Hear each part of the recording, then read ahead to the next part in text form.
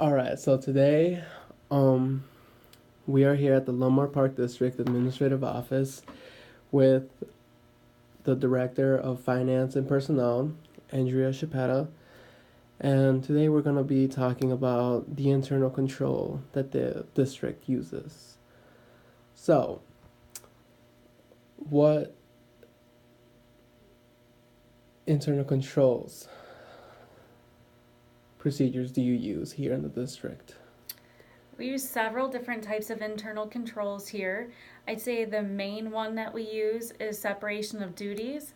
Our department is large enough to have the separation, which really helps with being able to have one employee who has access to the cash, but then they're not the one who approves the transaction or audits the transaction. So having multiple people involved in the process is usually it's always your best bet. So, for instance, when we run payroll, the person who actually processes payroll is not the person who is posting the information to the bank website. They're also not the person who's reconciling the cash after that particular process is completed.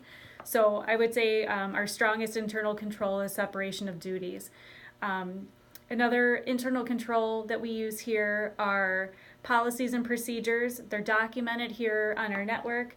They're documented in our policy and procedure book.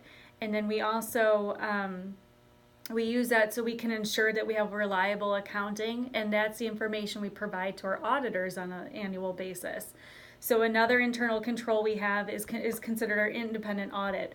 We hire a third party to come in and audit all the transactions in our system throughout the year to ensure that we are providing proper accounting, that things are recorded in the right accounts, that where they're recorded in the proper time period and in the correct year. So having a third party come in that's not involved in our day-to-day basis is another great internal control. Another thing we do on a monthly basis is we balance our cash. So we do account reconciliations here. We also do that for our real accounts. That's our balance sheet accounts. So our assets and liabilities are also being audited internally by us, but not by the individual who actually does the process. So it's not a good idea to have your accounts payable person auditing accounts payable liabilities or the payroll person auditing payroll liabilities. You kind of want to separate that out. So again, that separation of duties that I started the conversation with.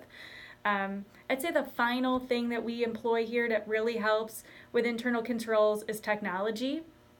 So we use biometric time clocks here. That enables our employees, our hourly employees, when they clock in to scan their fingerprint. We do that so we don't have to worry about time theft.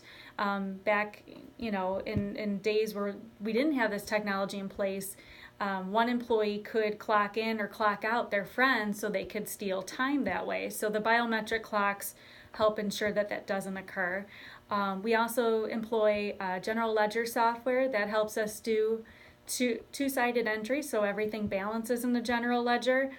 In the general ledger, we also have a function called an audit trail.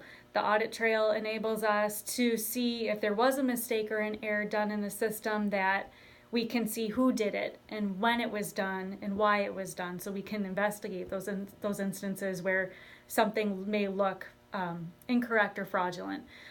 The last thing that we do is we use video cameras in every location where cash is taken in and counted and deposits are prepared for the bank. So having those video cameras there enables us, if we're off in cash, to go back, look at that footage, and find out exactly who is working and what possibly could have happened. It protects the employee too, so they're not incorrectly accused of stealing money, but it also protects us as the employer.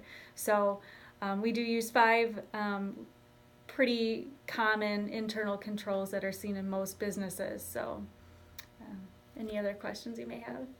No, you about answered all of my questions. Okay. Well, thank you for your time, and I appreciate you taking your time from your busy working schedule.